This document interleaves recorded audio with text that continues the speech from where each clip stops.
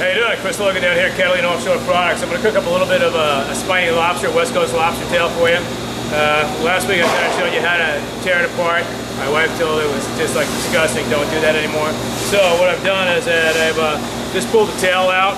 What I've done is I've used some shears, simple kitchen shears, and what I did is I cut it up the back and I cut it up the stomach. I removed the what do you call that? The intestines, and I pulled the meat out of the shell, and I'm going to put it back in there. What I'm going to do is I'm going to show you how to just cook the lobster tail by itself in a pan. I'm going to start with a little neutral oil. I'm going to season the lobster, a little bit of, again, Hawaiian sea salt, and cracked black pepper. And then I'm going to put it flesh side down into the pan. As you saw, I already removed the flesh from the shell, so when it's cooked, it's going to be easy to come out. Because of the thickness of the lobster tail, I'm going to aid in the cooking time by covering it. If you do this at home, what you can do is you put it into a hot oven, say 350 degrees, 375, just like that, without the cover, for about 5 minutes. When it comes out, it should be perfect.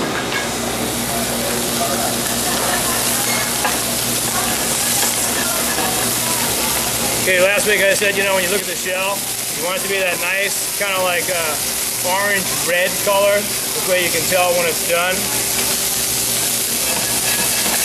We're going to cook this for maybe about 30 seconds on the shell side to heat up that flesh inside the shell so it's going to cook evenly. And what I'm going to do is I'm going to turn this back over. I'm going to add butter, some garlic, some fresh basil, and a little lemon vinaigrette to that cooking process, so all those flavors will be inside that lobster when we serve it.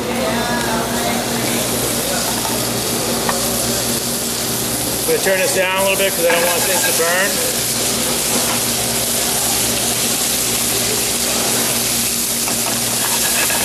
I'm a big proponent of butter, especially with shellfish.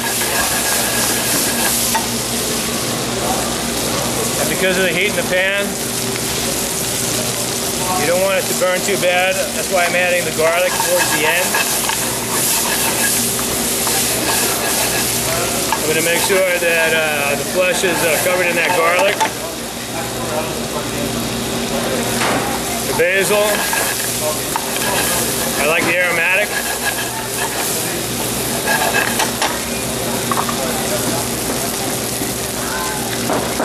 I'm going to finish this with the infamous lemon vinaigrette. Again, if you're not familiar with this, I take lemon zest with a microplaner, add that to the juice of the lemon, a little bit of kosher salt, a little bit of sugar, and a little bit of white pepper. I combine that, to that I add a neutral oil. The oil can either be a canola oil or grapeseed oil. You don't want to use an olive oil because that takes away from the essence of the lemon. But you most definitely kind of do whatever makes you feel well. Okay, this is done right now. I'm going to try and keep it in the shell. I'm going to put it on our nice beautiful plate. And I'm going to dress it with that butter sauce. So it's brown a little bit because of the heat. The garlic, the basil, the lemon vinaigrette, the West Coast spiny lobster. Chris Logan, Creative Flavors Catering down here at LoganLobster2 Products. Cooking up a little spiny lobster for you. Have a great afternoon. Thank you.